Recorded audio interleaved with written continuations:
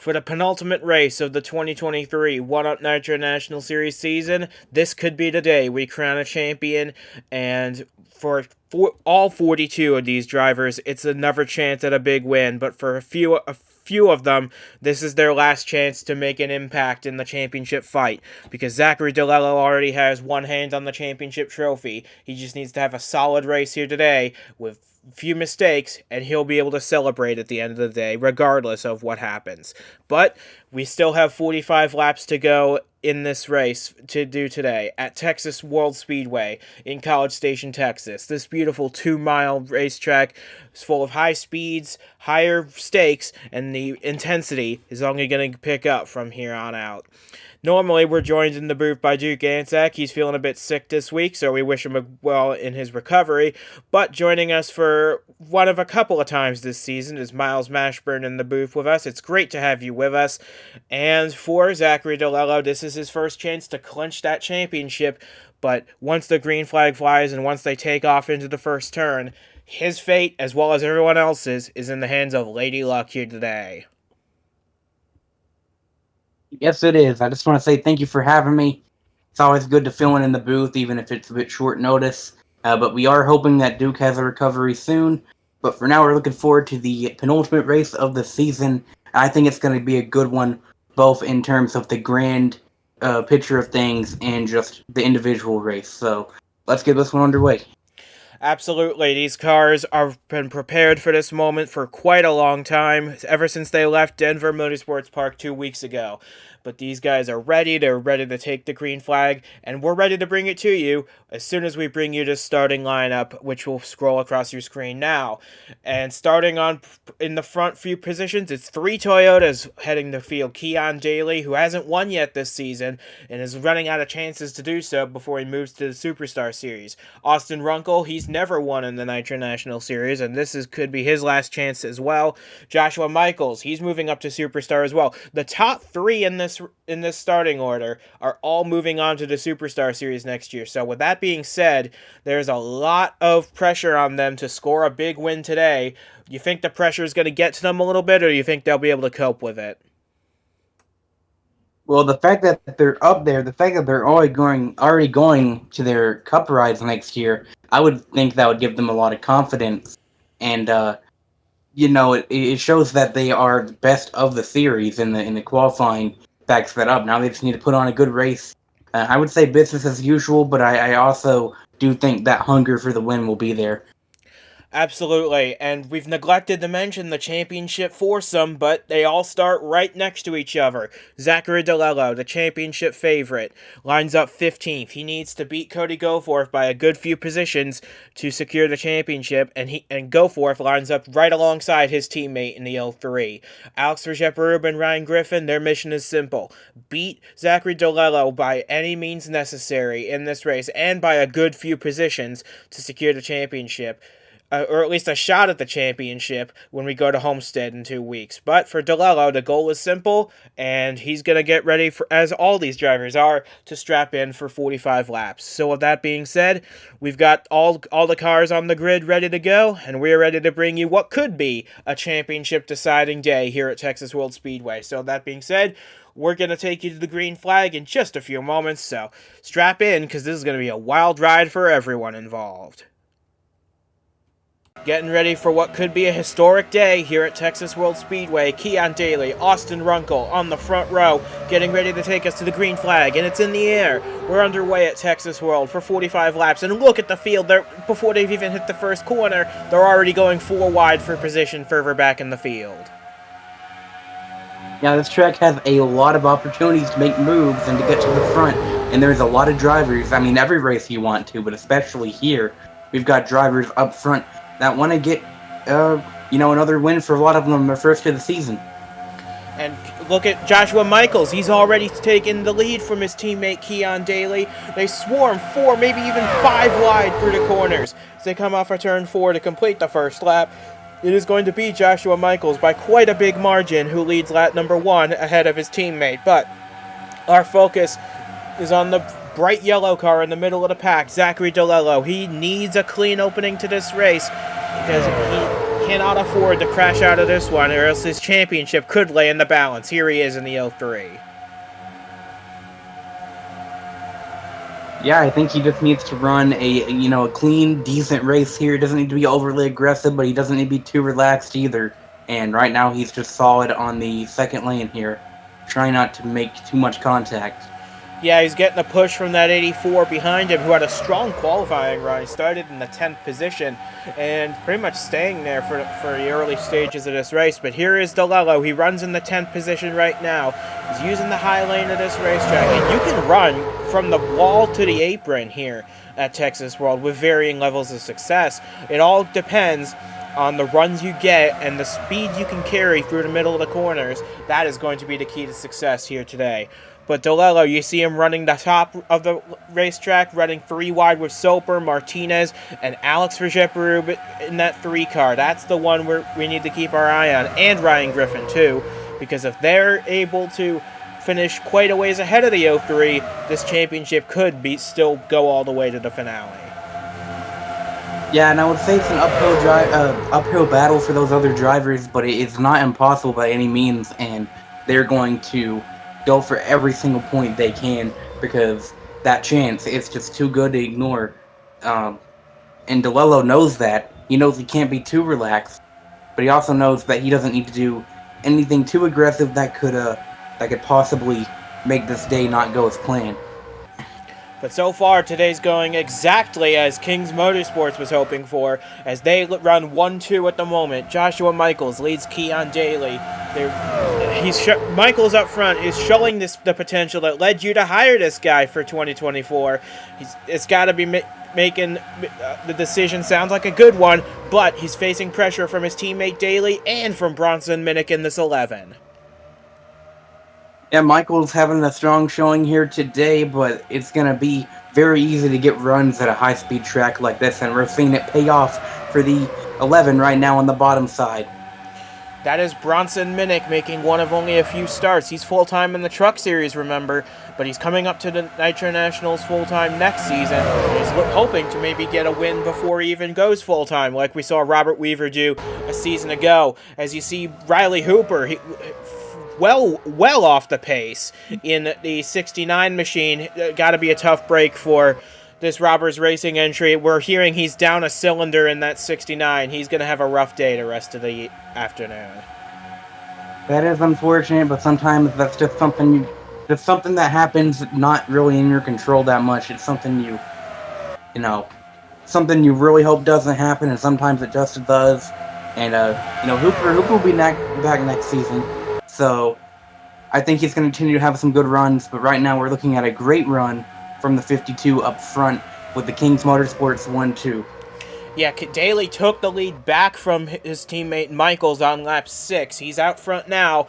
And for Keon Daly, this is a big opportunity because he's going, like I said earlier, he's going superstar racing with JHM Racing in 2024 in the new Honda outfit for the Superstar Series. He wants to impress on the big stage here at Texas World because all these superstar guys are watching this from Fort Worth as they get ready for their race. But Michaels is equally looking to impress, and he's making a move to try and take the lead back. But Austin Runkle in that 5 is just lurking in the background, getting closer and closer. Yeah, we're still fairly early into this race, and I think there's opportunity here for other drivers to try and stop this Kings Motorsports 1-2. And Austin Runkle looks like he has a chance to do it. So we have the 7 on pit road with problems. That's Kanalka in the 7, and we're hearing reports of another engine issue, this time a little more serious. With that 7 car, we think they might be done for the day already, which is a tough break for Kanalka and that 7, especially considering that team has not announced their plans for 2024 yet. But if they do return, I would expect that team to return with its driver lineup intact, and they'll be able to contend for more good days ahead. But now we look back at the front of the field, and you see Zachary DiLello. He's running in 12th. He's keeping his championship rivals in sight, one ahead of him, one behind him, as Ryan Griffin ducks to the inside.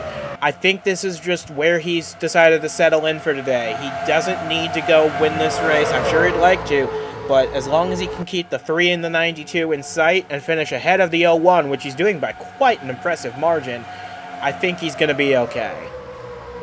Yeah, I would agree with that, and I would also say though that you got to be at least a little bit nervous hearing about a couple drivers with already having big issues less than a quarter into the race. That worry's got to be in the back of your head, but there's not much you can do about it. I think he's doing a good job just hanging out like he needs to, like you said. Yeah, he's hanging out in 12th. He's doing exactly what he needs to do, and we got some great runs from underdog teams performing up here. James Ellison in the 31, he's running in the 7th position. Ryan Soper in the 84, he's passed Audrey Anzac for 9th, and now he's working on Elijah Ironhouse to take over the 8th position. So we normally see this 84 do well on the super speedways and the short tracks. Well, he's doing pretty good on this intermediate at Texas World as well. Yeah, this track's kind of a mix between ones where it's based on your car's raw speed as well as it is your drafting ability. I'm seeing a lot of teamwork here, a lot of cars, picking up speed behind other ones, but I'm also seeing them spread out, and you can tell there's clear favorites and there's others taking advantage of that draft. Yeah, and you see Alex Vijaparub, he cut off the 03. He does not want DiLello to get ahead of him, because if DiLello finishes ahead of Alex and Ryan Griffin, that locks them out of the championship, and it could seal it in DiLello's favor. As we look further back, Cody Goforth in this 01, he was the closest challenger to his teammate DiLello going into the day, but he's currently running all the way back in the 26th position. That is not what he needs today, and at the rate they're going right now, this looks like it's going to be a team day spring kind of day for Zachary DiLello here at Texas. Yes, it does. I'm wondering if he's being a little, how aggressive he's being with the 3 car right in front of him. It looked like he was trying to make another move back there, but things have settled near the front a little bit, though we have Riley Hooper on the outside trying not to get in the way too much. But I wanted to mention the 11, like you said. Always good to have a good run when you know that you're moving up into the series next year, and that, we've seen it before, that it doesn't hurt to get a win early. It shows that you really are about to make some moves, and even just a top 3 like this is always a good sign. Yeah, and Bronson Minnick currently latched onto the back of the 2 Kings teammates. I think what Riley Hooper's issue is in this 69, he's able to keep up fairly well in the corners. He might lose a little bit of time to these guys here, but where he really loses his time is down these really long straightaways where you got to go foot to the floor, full throttle down these long straight bits. And right now, he's watching car after car blow past him, but he's got Alex Vijaparub stuck behind him a little bit. That is not going to make the driver of the 3 car happy, as it looks like the 03 has cleared him now. The 69 doesn't really have anywhere to go in the backstretch, but we got to hope that he stays out of the way, especially those championship contending drivers. But sometimes there's not much you can do about it. So we have Bronson Minnick maybe looking to make a move on Michaels. Yeah, and Bronson Minnick, he wants this one bad. He fell out of championship contention in the Truck Series last time they raced at North Wilkesboro, and he just wants a chance to win races and go for as many good results as he can before he moves up to this series in 2024 full-time. But right now, he's doing a pretty good job of it. He's got Daly and Michaels to deal with, and those 2 seem to be the fastest cars on the track, but Minnick's able to keep up with them. I'm fairly impressed with how he's coping with this one. Yeah, I wouldn't say it's a complete lock for Kings Motorsports in that he really is trying to make a move, especially right now on the inside of Michaels. But I'm still not exactly sure which line of the track is the favorite to take here. It's going to be running towards the bottom, but not completely at the bottom. So I'm wondering if there's an ideal way to pass at this track. Yeah, what I think you want to do is you want to get to the inside of the car ahead of you, and you want to force them to let off the throttle a little bit, to ease ahead of them just a little bit. You see Minnick trying to do that right here, but Michaels is too experienced, too much of a veteran to fall by the wayside that easily. But Minnick does get ahead of the 18 at the line. Michaels, though, trying to fight his way back into second as they make their way into 1 and 2 once again. Now in count Austin Runkle, he's in striking position, so we head back towards DiLello. He seems to be a bit more distant from other cars now, but now it looks like Michaels is back into second. Yeah, we just want to keep our eyes on DiLello. We know he's racing for a championship today, So we want to make sure he's doing okay in his attempts to make that happen. But up at the front, it continues to be Keon Daly leading Joshua Michaels, and these two, they're good teammates. They've worked well together, but this is their second to last race as teammates. One's going over to Honda Power, one's going to the Chevrolet camp. So this is also could be their last opportunity to score a win with Team Toyota. And you gotta wonder how how kind are they gonna be to each other here? Because, as you said, Keon Daly, he is really looking for a win. He does not have any, so he might be extra aggressive with Joshua Michaels if he tries to go for the lead. And we should say Keon Daly does have wins in this series, but he has yet to score one in 2023. So that is something he really wants to do before the year expires, is to get a win, because he was the only Kings Motorsports car not to make the playoffs this year. And he wants to prove that he's still got a lot in him to win races and contend for good finishes. Ahead of the car who did make the playoffs, Joshua Michaels in the 18. Yeah, lots of reasons to really want a strong showing here, and right now he's doing it, but he's got a lot of pressure behind him with the 18 and the 11. We're looking a little further back past Zachary DiLello now. Look at that beehive back there. You saw Henry Thomas leading it, but you had Alex Verge back there. That's not what he wanted to have happen in his race. John McFadden, the Daytona winner, is up there. And here is Ryan Griffin, just outside the top 10 in 11th place, which we considering this car won this race a year ago, this is a bit of a surprise, but hopefully we'll see this 92 coming up to the front of the field to contend for the win today. And even if not, he'll be back full-time in 2024 to hopefully get a championship then. I mean, as you said, there's a lot of unexpected contenders up towards the front right now. The competition just seems, really intense today. So I wouldn't say that just because you're from 1st to 11th doesn't mean that you're having a complete fall off. Plus, we're seeing him really look for a top 10 spot right now. Yeah, and he's got plenty of time to make his way up there. We're just about to hit the halfway point in this race. So he's got time, but what he needs is speed to get around these guys. He's got Audrey Anczak directly in front of him, Ryan Soper ahead of her, and back at the battle for second, looks like Minnick's going to try once again down the inside of the 18. I mean, yeah, that's what you want to do when you're in a good position. Find second place. Let's go for second place. Though that Kings 1-2 stranglehold continues to be there. So we have Austin Runkle. I feel like he's been in striking distance for a long time. And it seems like now might be his best opportunity to work on third place here if Minnick can't get it done for second. Yeah, and Runkle's equipment's a little below what the Kings and Finish Line equipment is. So kudos to him for keeping up with these guys as long as he has. And not only that, he's got another Kings car right behind him in Martinez, plus 2 Team Duke entries of Williams and Ironhouse. He's the big underdog in the top 7, and he's doing a really good job of hanging in there.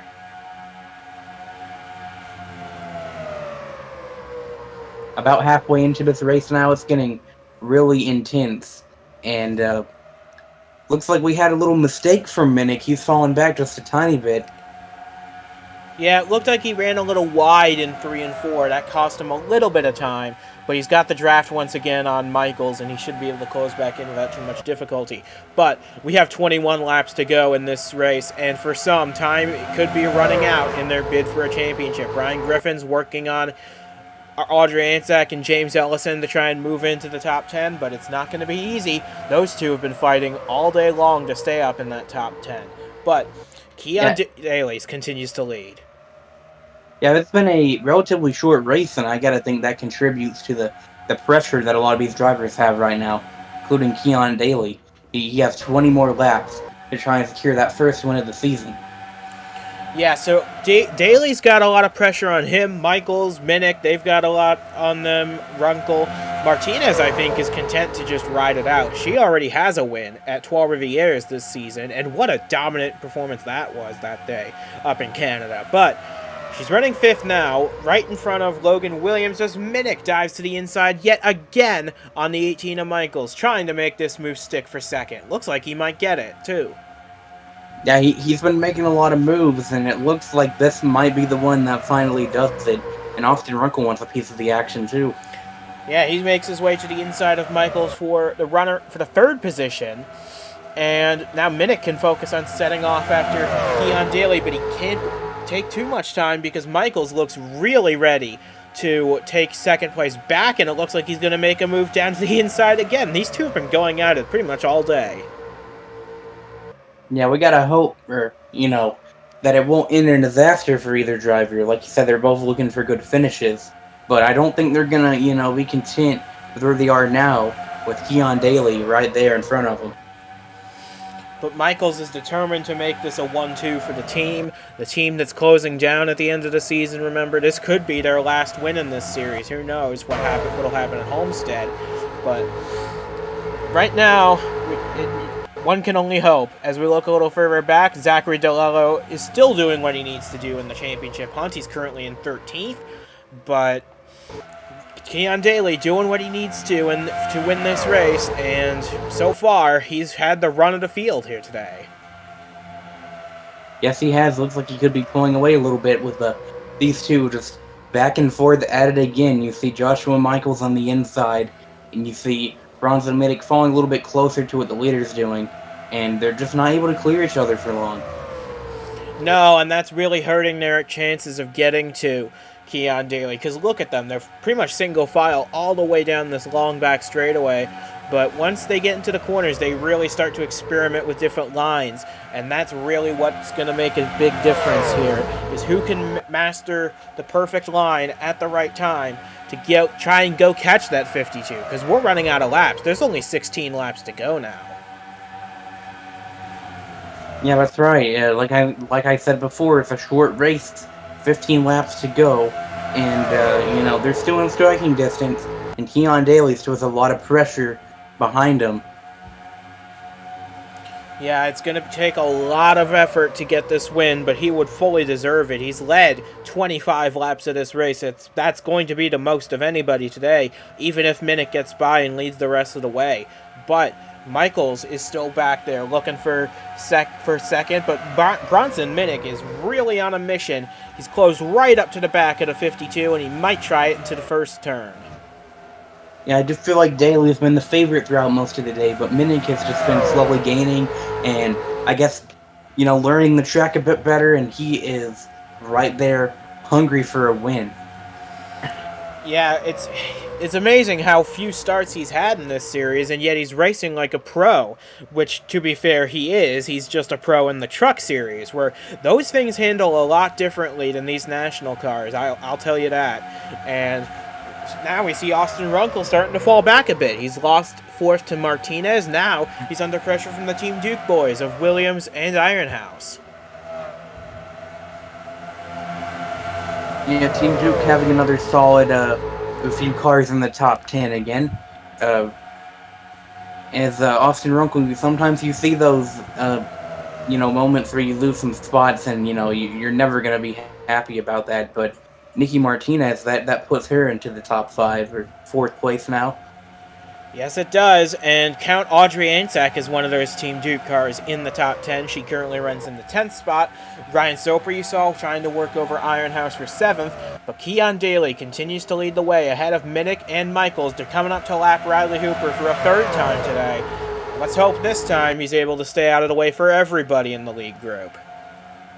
Yeah, last time we saw Hooper hold up the 3 car, another Team Duke car, not having as hot of a run today. And I'm sure they're still furious about that.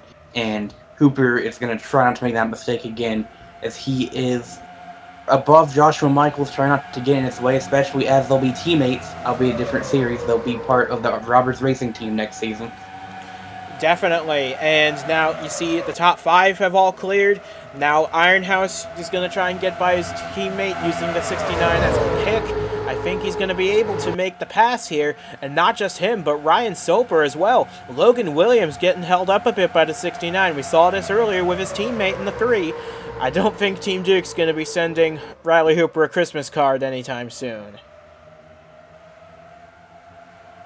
Oh yeah, the second time it's going to hurt even more than the first, but just look at this run for Ryan Soper. It's always great when you see, an underdog team with the good run today. We're watching him move through the field, and a solid top 10 is in his grasp right now. Solidly running in the 7th position, which could be a season best for him. But you see Ryan Griffin's made his way up into the top 10 now, and Henry Thomas up to 11th. And there's DiLello, and I'm sure the last thing DiLello wants to see, especially with 10 laps to go, is lap traffic in front of him. But he swiftly moves to the inside of the racetrack to dispatch of Riley Hooper, and then he can go back to carrying on with his race as we hit 10 laps to go. Yeah, that's what a champion needs to do. Lap traffic is part of racing, and he is just he's just doing the right thing. Like we've said, everything that he needs to do to help secure this championship, including just keeping the car clean in that position. He's been doing it. It's Bronson Minnick is trying to put the pressure on Keon Daly with less than 10 laps to go here at Texas World. Yeah, and don't look now, but Michaels is coming back, and he's coming back in a hurry, and Minnick sees that. He wants to get to the inside of the 52 right now to try and take the lead away. Half a tenth separate the two leaders as they dive it off in the turn 1 with 9 to go. What a battle we have right now. Keon Daly has led after the first handful of laps. Bronson Minnick's been moving up a few spots, and now he wants to try and get his first career win from Daly. I don't think either of them are going to be going to show any lenience toward each other here. But Joshua Michaels is back in the picture, and so is Nicky Martinez. Look at Michaels. He's got ducks into the inside, 3 wide for the lead with 8 laps to go. These guys are giving it absolutely everything, and we better hope they keep it clean the rest of the way, because we've seen things go less than smoothly in battles for the lead before. Yeah, and this has been a caution-free race so far, yet it's been pretty crazy without that. And if we did get a yellow with enough time to go green again, it could really shake things up. So yeah, it looks like Michaels. Joshua Michaels now falling back. That push for the lead didn't work out like you wanted. Yeah, he's back to 5th now. That moves Martinez up to 3rd, Runkle to 4th. Bronson Minnick, though, doing absolutely everything in his power to get this win, as we now have 7 laps to go from Texas World. But we got to look at Zachary DiLello. He's currently 13th. That right now, that's enough for him to win the championship. But he's got to hold on to that position, or at worst, give up maybe 1 or 2 more. And you see him back there. He's fighting Ryan Reed for that position right now. As Griffin and Ellison battle it out for 10th, Ryan Reed has gotten past DiLello, and he's got a lot more cars ready to pass him. Yep, lots of stories to look at right now, including Keon Daly, who is starting to try and put more of a gap on Bronson Minnick, who's being challenged by Martinez, who we've seen move up through the top 5 in this race. Lots of stories just in these 3 cars alone. Yeah, we're into the final 6 laps. These guys are... There's no more give in these drivers. It's all take now. As we're coming to 5 laps to go this time, Minnick still clears the 25, but for how much longer can he fend off the King's Motorsports Challenge? Minnick doing an absolutely magnificent job hanging on to the leader in one of his very few starts this season. He's doing his absolute best to get this win, but he's only got 5 more laps to try and take the lead away. Even if he doesn't win, this has been a heck of a showing that's surely going to make the team happy as he goes full time, and that's going to be a good sign of things to come. But especially if he can get that checkered flag, which he also wants, and he is looking to make another move to get it here in turn 3. Looking a little further back, you saw Alex Verget-Barube and Henry Thomas have all passed DiLello. He's down to 15th. This could be really close for the championship, but we're focused on the battle for the win. Keon Daly, Bronson Minnick, Nicky Martinez under a blanket, 4 laps to go. Yeah, in this format, you're used to seeing the champion, the result of the season come down to the last race, and DiLello has a chance to wrap it up here. But some late race chaos, it seems like he could go back to Homestead once again. But he is still staying in the pack right now. He's doing what he needs to do. He's just got to hang on for 3.5 more laps, and don't let anyone else pass him. That's critical. Martinez running single file along with the rest of the top 10, trying to bring it home here at Texas World. We've got now 3 laps to go from the Palace at Texas. Austin Runkle, he had lost a couple spots, but he's back running in the top 5. Same for Joshua Michaels. He was running 2nd, but he's going to try to salvage a top 5 out of this day, battling with Runkle for 4th. And we got Elijah Ironhouse right there, who could possibly sneak in a top 5 to end this race. Yeah, I think Michael's car is starting to fall off. He's losing time to everyone around him, and he's got Soper and Ironhouse all over his back bumper now. But we're coming to 2 laps to go. This could be make or break time for so many drivers in their bid for both a victory and the season-long championship. 2 to go. Yep, coming down to the end now, and I'm not sure if how many more attempts Bronze and Minnick will be able to make. Keon Daly's just had a perfect race so far. He hasn't made any mistakes, and he hasn't really lost the lead all day. As we're getting a bit more calm here towards the end, but so many stories, and I'm sure the pressure is building up for Zachary DiLello, who has fallen down to 16th place now. His championship is so close to him, he can smell it, but he's got to hang on to that position for one more lap at Texas World Speedway. The white flag flies.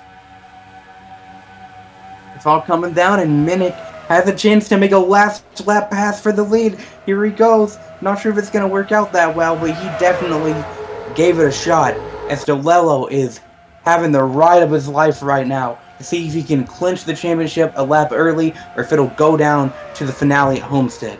Coming through 3 and 4 for the final time. It's going oh so well for Keon Daly. That is for sure. He missed the playoffs in 2023. That doesn't matter to him. He's going to get a big win at Texas to try and seal off his career at King's Motorsports. Daly wins at Texas World, but behind him, we're going to be looking for our champion, because by finishing in the 16th position, he did exactly what he needed to do. Zachary DiLello and Team Dayspring, for the first time, are one-up Nitro National Series champions for 2023. Congratulations to that team. They did what they needed to do. They might have lost a few spots there at the end, but they still did what they needed to do. They ran a clean day for everyone, no yellow flags, but DiLello gets to celebrate as a Nitro National Series champion. His first championship in his 3rd full season. That is going to make him an odds-on favorite to get one of those superstar rides that Team Dayspring's been holding out for. But you got to give you a tip of the hat as well to Keon Daly, who ran a faultless race. He led 40 laps today. That is certainly going to give him a lot of momentum going into next year as well. Yes, it is, indeed. Lots of stories made here. Some good endings for some drivers, some bad endings for others. That's what happens in racing. It was glad to see this race play out at Texas World. So, from Miles Mashburn and from myself as well, we say goodbye from the Texas World Speedway. We've got one race to go to decide, well, not much anymore, because DiLello has done what he needs to do today. We'll see you again at Homestead Miami Speedway in 2 weeks to settle who's going to win the last race of the season. But as for the championship, that's all settled now. Zachary DiLello, for the first time, is a one-up Nitro National Series champion.